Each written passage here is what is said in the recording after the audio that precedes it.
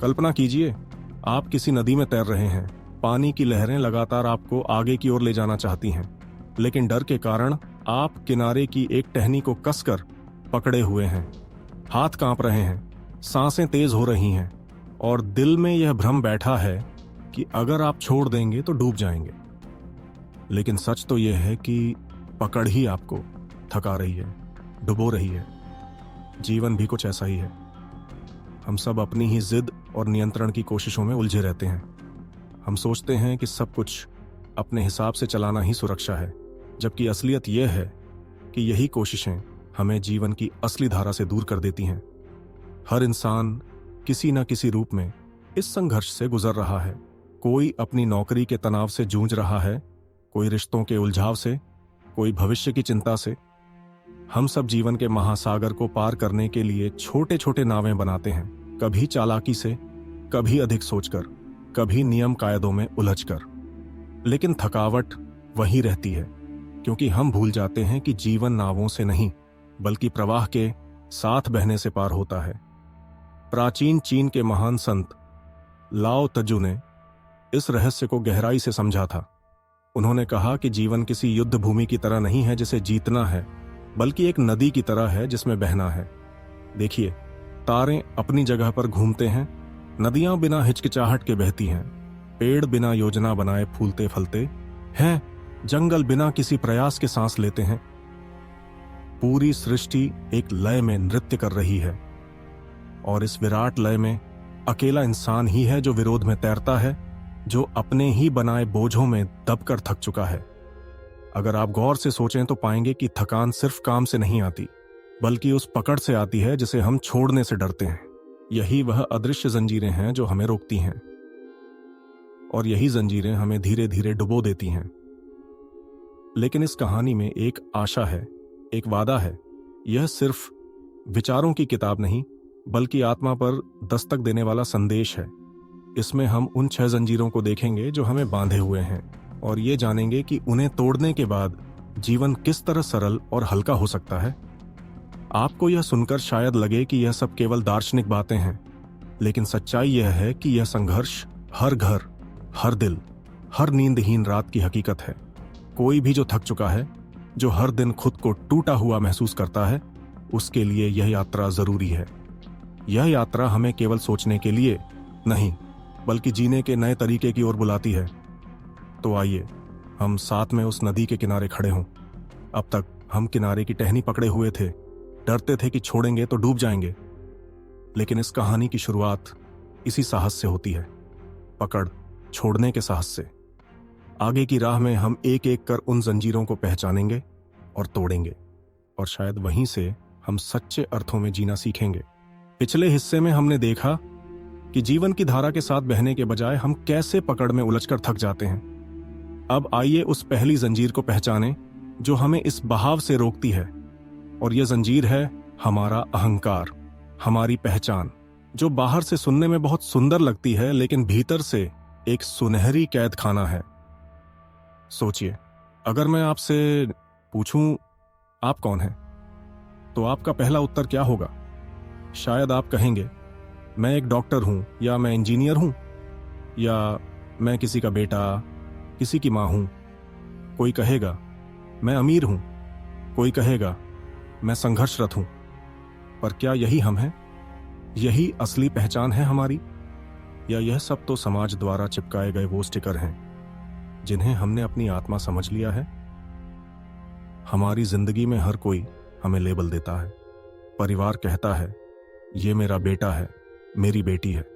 समाज कहता है ये सफल है, ये असफल है। और धीरे धीरे हम उन लेबल्स पर इतने विश्वास करने लगते हैं कि जो असली मैं है वह कहीं छिप जाता है। यह बिल्कुल वैसे ही है जैसे एक सुंदर चमकदार पिंजरा, जिसे बाहर से देखो तो सोने से मढ़ा हुआ आकर्षक लगता है। उसके भीतर बैठा पक्षी भी खुद को भाग्यशाली समझ सकता है। लेकिन सच यही है कि चाहे पिंजरा सोने का हो या लोहे का, पिंजरा हमेशा पिंजरा ही होता है। यही हमारा अहंकार है, एक सुनहरी कैद जिसे हमने सजाया है अपनी डिग्रियों से, गाड़ियों से, मकानों से, बैंक बैलेंस से। इस कैद की सबसे बड़ी सच्चाई तब खुलती है जब यह पिंजरा अचानक टूटता है। एक कहानी याद आती है। एक व्यक्ति ने 30 साल तक एक बड़ी कंपनी में सीईओ के रूप में काम किया। उसकी पहचान, उसका गर्व, उसकी आत्मा सब उसी पद पर टिकी थी। लेकिन एक दिन कंपनी ने उसे हटा दिया। उस दिन न केवल उसकी नौकरी गई, बल्कि उसके भीतर खड़ा पूरा महल ढह गया। वह टूट गया क्योंकि उसका मैं केवल एक पद, एक नाम से जुड़ा हुआ था। सोचिए, अगर हमारी पहचान इतनी नाजुक हो कि एक शब्द हटते ही हम बिखर जाएं, तो क्या वह असली पहचान हो सकती है? लाओ तजु कहते हैं कि जिस सत्य को नाम दे दिया जाए वह सीमित हो जाता है। तौ यानी वह रहस्य, वह प्रवाह जिसका नाम लेना ही उसे छोटा कर देता है। असली जीवन का स्वाद तभी मिलता है जब हम इन नामों, इन लेबल्स के पार देखना सीखें। ओशो ने एक बार कहा था, अहंकार कोई हकीकत नहीं, यह तुम्हारा ही बनाया भूत है। इसे तुमने ही पाला है, अब इसे भूखा छोड़ दो। सच भी यही है। हम अहंकार को हर बार खाना खिलाते हैं। जब हमें तारीफ मिलती है तो हम फूल जाते हैं, जब आलोचना होती है तो हम मुरझा जाते हैं। लेकिन अगर हम यह देख पाएं कि तारीफ और आलोचना दोनों ही बाहर से आने वाले शब्द हैं और हमारा असली अस्तित्व उनसे कहीं ऊपर है, तो हम उस कैद से बाहर निकल सकते हैं। जीवन की धारा से बहने की शुरुआत यहीं से होती है, अपने लेबल्स को पहचानने और धीरे धीरे उन्हें उतारने से। यह आसान नहीं है, क्योंकि सालों से हम उन्हीं के साथ जीते आए हैं। लेकिन याद रखिए, जितना गहराई से आप खुद को इन नामों और पहचान से मुक्त करेंगे, उतना ही हल्कापन और स्वतंत्रता महसूस करेंगे। और यही हमारी अगली यात्रा की ओर संकेत है। जंजीरों की एक और परत जो हमारी आत्मा को थामे हुए है। लेकिन उस पर हम अगले हिस्से में बात करेंगे। पिछले हिस्से में हमने देखा कि कैसे अहंकार हमें एक सुनहरी कैद में बंद कर देता है। अब समय है दूसरी जंजीर को समझने का। वह जंजीर जो हमारे भीतर हमेशा सबसे आगे निकलने, सबसे ऊपर खड़े होने की भूख पैदा करती है। यह वही विचार है जिसे बचपन से हमें सिखाया जाता है। हमेशा नंबर 1 बनो, सबसे आगे रहो, पीछे मत रहना। सुनने में यह सलाह आकर्षक लगती है, लेकिन लाओ तजु कहते हैं कि यही हमारी बेचैनी का सबसे बड़ा कारण है। जरा सोचिए, समुद्र क्यों सारी नदियों को अपने भीतर समेट लेता है? उसका रहस्य यह नहीं कि वह ऊंचा है, बल्कि यह है कि वह सबसे नीचा है। सारी नदियां बहते बहते वहीं गिरती हैं, क्योंकि समुद्र ने विनम्रता से सबसे निचला स्थान स्वीकार किया है। यही असली शक्ति है, झुकने की, छोटे बनने की। लेकिन हमारी संस्कृति ने हमें उल्टा सिखाया है। स्कूल से लेकर नौकरी तक हर जगह यही कहा जाता है, पहले बनो, आगे बढ़ो, जीत हासिल करो। और हम इस दौड़ में इतने उलझ जाते हैं कि भूल जाते हैं कि सुकून कहाँ है। पहले बनने की चाहत अपने साथ एक छिपा हुआ डर भी लाती है। अगर आप सबसे आगे हैं, तो आपके पीछे हमेशा कोई दौड़ रहा है। यह डर कि कोई आपसे आगे निकल जाएगा हर पल आपका पीछा करता है, और यही डर आपको चैन से सोने भी नहीं देता। यही कारण है कि जितनी बड़ी सफलता मिलती है, उतनी ही बड़ी बेचैनी भी साथ चलती है। ये ठीक वैसे है जैसे पहाड़ से टकराना। आप चाहे कितनी भी ताकत से भिड़ें, पहाड़ नहीं हिलने वाला। लेकिन पानी को देखिए, वह कभी पहाड़ से लड़ता नहीं। वह चुपचाप नीचे की राह पकड़ता है, धीरे धीरे, बिना शोर किए। और फिर वही पानी सबसे कठोर चट्टानों को भी काटकर अपना रास्ता बना लेता है। यही नम्रता की शक्ति है, लचीली, मौन और स्थायी। अगर हम गहराई से सोचें तो पाएंगे कि जीवन में कोई भी स्वनिर्मित नहीं है। हमारी सांस भी हमें उधार मिली है, भोजन किसान से, कपड़े बुनकर से, शिक्षा शिक्षकों से, और प्यार हमारे प्रियजनों से। हर क्षण हम उन अनगिनत लोगों के योगदान पर टिके हुए हैं जिन्हें हम कभी जानते भी नहीं। फिर यह भ्रम क्यों कि मैं ही सब कुछ हूं? जब यह सच्चाई दिखने लगती है, तो अहंकार और पहला बनने की भूख दोनों पिघलने लगते हैं।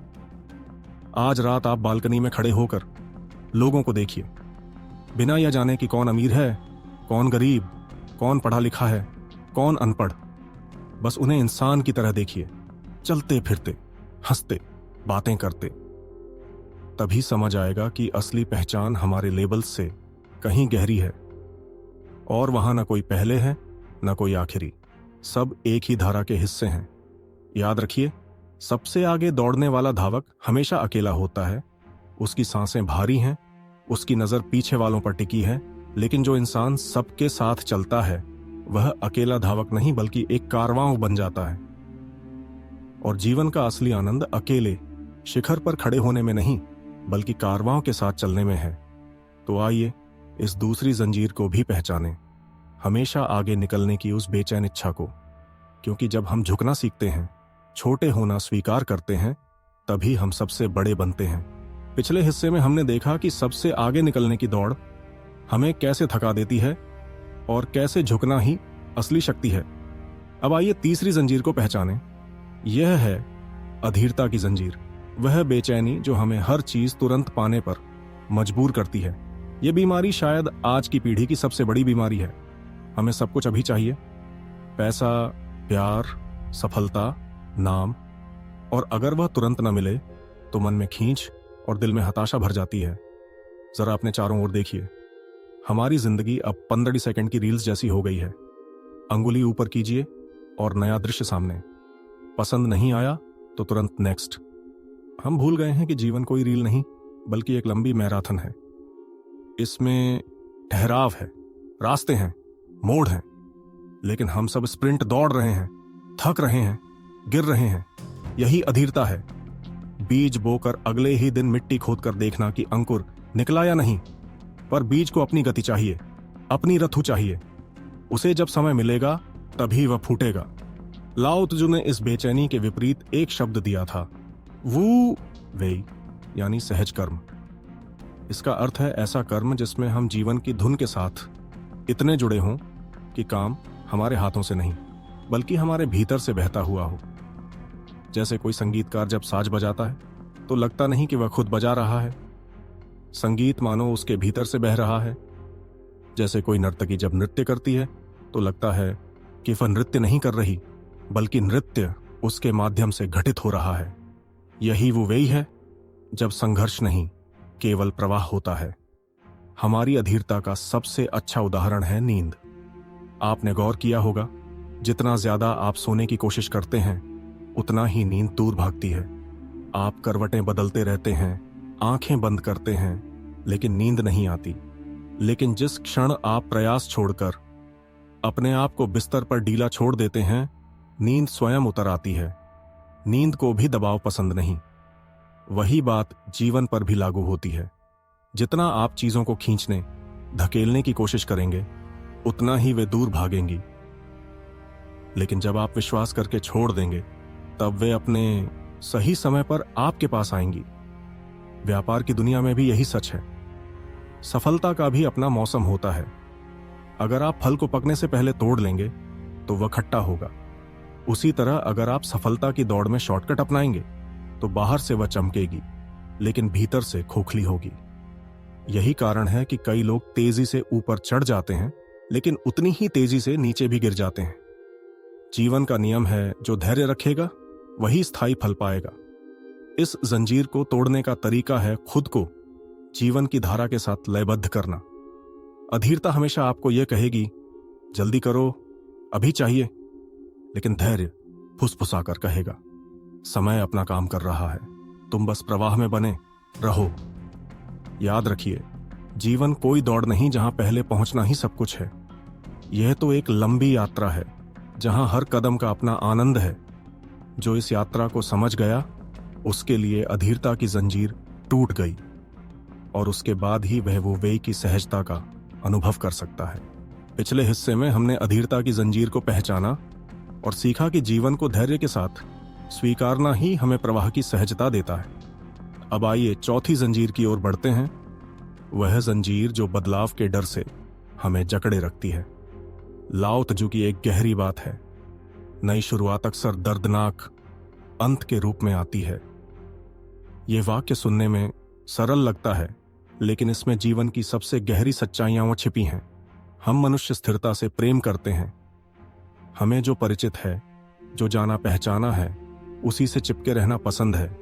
जैसे मुट्ठी में रेत को कसकर पकड़ने से वह और जल्दी फिसल जाती है, वैसे ही हम अपने अतीत को पकड़ कर रखते हैं और धीरे धीरे जीवन की ऊर्जा खो देते हैं। हमें डर लगता है कि अगर यह पकड़ छोड़ दी तो शायद हम टूट जाएंगे। लेकिन सच्चाई यह है कि जब तक पुराना रूप नहीं टूटता, नया रूप जन्म नहीं ले सकता। यूनानी दार्शनिक हेराक्लिटस ने कहा था, आप एक ही नदी में दोबारा कदम नहीं रख सकते, क्योंकि न तो नदी वहीं रहती है, न आप वहीं रहते हैं। परिवर्तन जीवन का स्वभाव है, लेकिन हम चट्टान की तरह अड़ जाते हैं, बदलना नहीं चाहते। जबकि हमें पानी की तरह होना चाहिए, लचीला, अनुकूल। पानी बाधाओं से नहीं टकराता, वह उन्हें घेर कर निकल जाता है।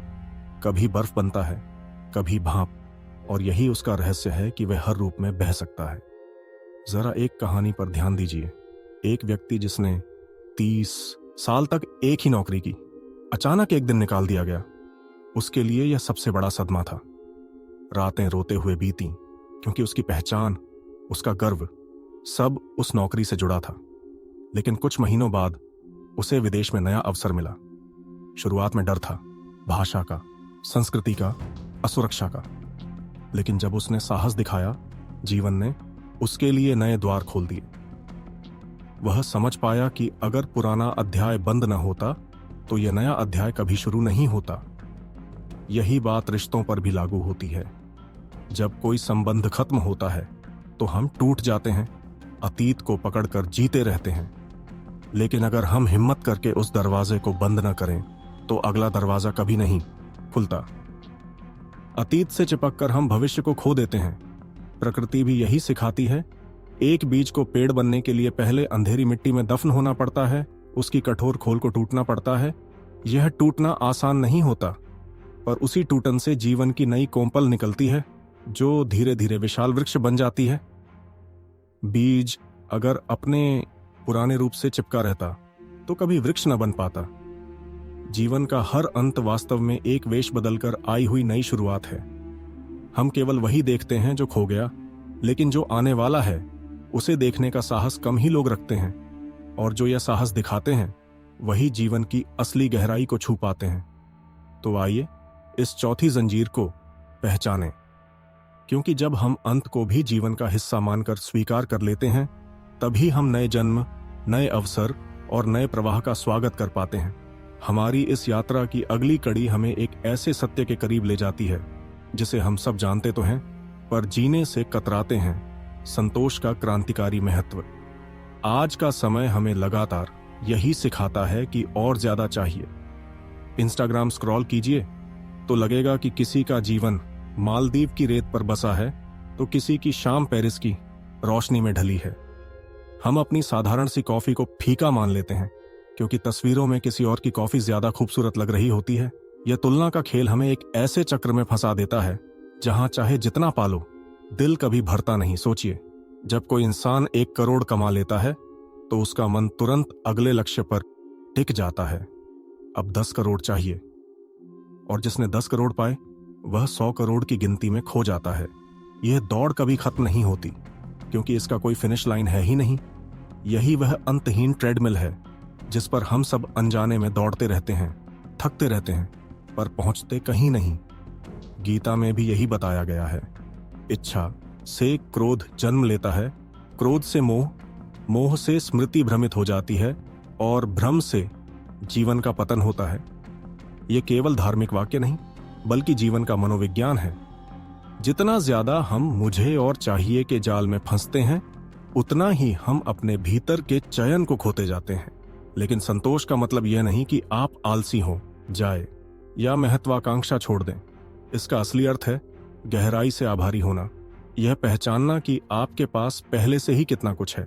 एक पल के लिए आंखें बंद कीजिए और सोचिए, आपके सिर पर छत है, खाने को रोटी है, पहनने को कपड़े हैं, शरीर स्वस्थ है, इंटरनेट आपके हाथों में है।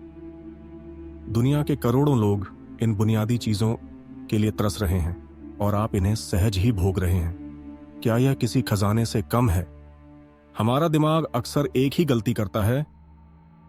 यह हमें उस 1% की कमी दिखाता है जो हमारे पास नहीं है, और उस 99% को नजरअंदाज कर देता है जो पहले से हमारे जीवन में मौजूद है। यही कारण है कि संतोष की साधना हमें भिखारी से सम्राट बना देती है। भिखारी वह नहीं जिसके पास कुछ नहीं है, भिखारी वह है जो हमेशा और मांगता रहता है, और सम्राट वह है जो यह जान लेता है कि उसके पास पहले से ही सब कुछ है। सच्चा संतोष हमें भीतर से मुक्त करता है। यह आलस नहीं लाता, बल्कि भीतर की कृतज्ञता से नई ऊर्जा देता है। जब हम इस सत्य को जीने लगते हैं तो दुनिया का हर कोना हमारा हो जाता है, क्योंकि हमें अब किसी और से कुछ छीनना या तुलना करनी ही नहीं पड़ती। यह वही क्रांति है, संतोष की क्रांति, जो इंसान को उसकी आत्मा का सम्राट बना देती है। और यही संतोष की नींव हमें जीवन के अगले गहरे रहस्य तक ले जाएगी, जहां हम जानेंगे कि आंतरिक शांति केवल एक भावना नहीं, बल्कि एक शक्ति है। हमारी अब तक की इस यात्रा में हमने धैर्य, परिवर्तन, संतोष जैसे गहरे सत्य समझे, और अब हम पहुंचते हैं उस बिंदु पर जिसे शायद जीवन का सबसे बड़ा चमत्कार कहा जा सकता है, स्वीकार का चमत्कार। यह वह अवस्था है जहां आप स्वयं को पूरी तरह स्वीकार कर लेते हैं, और जब आप अपने आप को स्वीकार कर लेते हैं तो दुनिया भी आपको उसी रूप में स्वीकारने लगती है। हम सबके भीतर एक अदृश्य लड़ाई चल रही होती है। कोई अपने वजन से जूझ रहा है, कोई अपनी ऊंचाई से असंतुष्ट है, कोई गरीबी या आदतों को लेकर खुद को कोसता है। हमारे दिमाग में एक आदर्श छवि होती है, काश मैं ऐसा दिखता, काश मैं वैसा बन पाता। और जब हम उस छवि से मेल नहीं खाते तो भीतर एक गहरी नफरत जन्म लेती है, अपने ही अस्तित्व के प्रति। यही आत्मघृणा हमें अंदर से तोड़ती है और अनजाने में बाहर की दुनिया तक भी फैलती है। आपने शायद महसूस किया होगा, जब कोई इंसान अपने शरीर या रूप रंग को लेकर शर्मिंदा रहता है तो उसके आसपास एक अजीब सी ऊर्जा बनती है। लोग उसके गुणों से ज्यादा उसी कमी को नोटिस करने लगते हैं जिसे वह छुपाना चाहता है। यह वैसा ही है जैसे आप किसी घाव को बार बार कपड़े से ढकने की कोशिश करें, पर लोग बार बार उसी जगह देख लें। हमारी ऊर्जा हमारी कहानी कहती है, और आत्मशर्म की कहानी सबसे पहले सबको सुनाई देती है। लेकिन यही तस्वीर तब पूरी तरह बदल जाती है जब हम अपने आप को स्वीकार कर लेते हैं। वही वजन, वही ऊंचाई, वही परिस्थितियां, लेकिन दृष्टिकोण बदलते ही लोग हमारी आभा को अलग ढंग से महसूस करने लगते हैं। आत्मस्वीकृति हमें आत्मविश्वास देती है, और आत्मविश्वास वह रोशनी है जो फ्लॉस को धुंधला कर देती है। लोग अब हमारी मुस्कान देखते हैं, हमारी बातचीत में अपनापन महसूस करते हैं, हमारे व्यक्तित्व से प्रभावित होते हैं। सोचिए, जब कोई व्यक्ति व्यायाम केवल इस नफरत से करता है कि मैं बहुत मोटा हूं, लोग मुझे पसंद नहीं करेंगे, तो वह हर पल थकान और हताशा महसूस करता है। लेकिन जब वही इंसान व्यायाम इस भावना से करे कि मैं अपने शरीर से प्रेम करता हूं, मैं इसकी देखभाल करना चाहता हूं, तो हर पसीने की बूंद उसे ऊर्जा देती है, न कि बोझ। प्रेम से जन्मी प्रेरणा हमेशा दीर्घकालिक होती है, जबकि नफरत से जन्मी प्रेरणा जल्दी बुझ जाती है। हमारा मस्तिष्क हर उस चीज को समस्या मान लेता है जिसे हम स्वीकार नहीं करते, और समस्या दिखते ही वह उसे सुलझाने के लिए हमें लगातार बेचैन करता रहता है। यही बेचैनी हमें 24 घंटे थका देती है। परंतु जब हम अपनी कमियों को बिना किसी निर्णय के बस देखते हैं तो उनका असर कम होने लगता है। जैसे मशहूर दार्शनिक कृष्णमूर्ति ने कहा था, ऑब्जर्वेशन इज ट्रांसफॉर्मेशन, अर्थात बिना किसी निर्णय के देखना ही परिवर्तन की शुरुआत है। जीवन का सच्चा सौंदर्य इसी में है कि हम खुद को एक संपूर्ण पैकेज की तरह स्वीकार करें, अपने अच्छे बुरे, ताकत कमजोरी, सब कुछ। हम इस धरती पर किसी और बनने के लिए नहीं आए, हम आए हैं खुद बनने के लिए। और जब हम यह समझ लेते हैं तो भीतर से एक गहरी शांति और बाहर से एक चुंबकीय आभा हमारे जीवन को संवार देती है। यही आत्मस्वीकृति हमें अगले रहस्य की ओर ले जाएगी, जहां हम जानेंगे कि खुद को अपनाने के बाद जीवन किस तरह एक नई ऊंचाई पर पहुंचता है। हमारी यह यात्रा अब अपने अंतिम पड़ाव पर आ चुकी है। पीछे मुड़कर देखें तो हमने 6 अमूल्य सूत्रों की खोज की है। अपने अहंकार को त्यागना, विनम्र बने रहना, अधीरता से बचना, परिवर्तन को अपनाना, संतोष में जीना और स्वयं को पूर्णता से स्वीकार करना। ये किसी कठोर नियम की तरह नहीं है, बल्कि जीवन की राह में रखे हुए दीपक हैं जो अंधेरे पलों में हमारी दिशा दिखाते हैं। इनसे कोई अंतिम मंजिल नहीं मिलती, बल्कि यह हमें याद दिलाते हैं कि मंजिल नाम की कोई चीज होती ही नहीं, सिर्फ यात्रा है, और यात्रा का आनंद लेना ही असली सार है। अक्सर हम जीवन को युद्ध भूमि मान लेते हैं। हमें लगता है कि हर दिन लड़ना है, हर रिश्ते में जीतना है, हर मौके पर आगे निकलना है। लेकिन सोचिए, अगर जीवन युद्ध नहीं बल्कि नृत्य हो। नृत्य में कोई जीतता या हारता नहीं, हर कोई अपनी लय में अपने संगीत पर बहता है। जीवन भी वैसा ही है। इसे समझने के लिए किताबों के ढेर नहीं चाहिए, बल्कि इसमें उतरना और इसे जीना जरूरी है। रात को जब नींद आने से पहले आप तकिए पर सिर रखें, तो अपने आप से बस एक सरल सा सवाल पूछें, क्या मैं आज जीवन की नदी को रोकने की कोशिश कर रहा था या उसके साथ बह रहा था? यही एक सवाल धीरे धीरे आपके पूरे जीवन की दिशा बदल सकता है। और यहीं पर हम एक और गहरी सच्चाई समझते हैं, हम अकेले नहीं हैं। हम सब इस नृत्य का हिस्सा हैं। जब कोई कहता है आई फ्लो विद लाइफ, तो यह सिर्फ एक वाक्य नहीं होता, बल्कि एक सामूहिक ऊर्जा बन जाती है। जैसे सैकड़ों दिए मिलकर अंधकार को मिटाते हैं, वैसे ही छोटे छोटे स्वीकार और प्रवाह हमारे समाज की ऊर्जा बदल सकते हैं। शायद आपने सोचा होगा कि यह वीडियो, यह संदेश आपके सामने यूं ही आ गया, लेकिन क्या यह वास्तव में संयोग है, या जीवन पहले से ही आपको बुला रहा था, आपको यह याद दिलाने कि अब समय है अपनी धारा के साथ बहने का? कई बार हमें लगता है हम किसी चीज को खोज रहे हैं, पर सच्चाई यह है कि वह हमें खोज रही होती है। अब यह जिम्मेदारी सिर्फ आपके लिए नहीं है, इसे उन दोस्तों, उन अपनों तक भी पहुंचाइए जो अब भी उलझनों और बेचैनियों में फंसे हुए हैं। हो सकता है कि आपकी साझा की हुई यह एक चिंगारी किसी और के जीवन को रोशन कर दे, उसके दृष्टिकोण को बदल दे। तो आइए हम सब मिलकर जीवन को युद्ध नहीं, एक उत्सव, एक नृत्य की तरह जाएं, और जब भी भूल जाएं तो खुद को यही याद दिलाएं, जीवन बहाव है, प्रतिरोध नहीं। यही है वह अंतिम आमंत्रण, अपने जीवन की धुन पर थिरकने का, हर क्षण को एक नृत्य की तरह महसूस करने का, और उस सामूहिक यात्रा का हिस्सा बनने का जिसमें हर कोई अपनी लय में सुंदर है।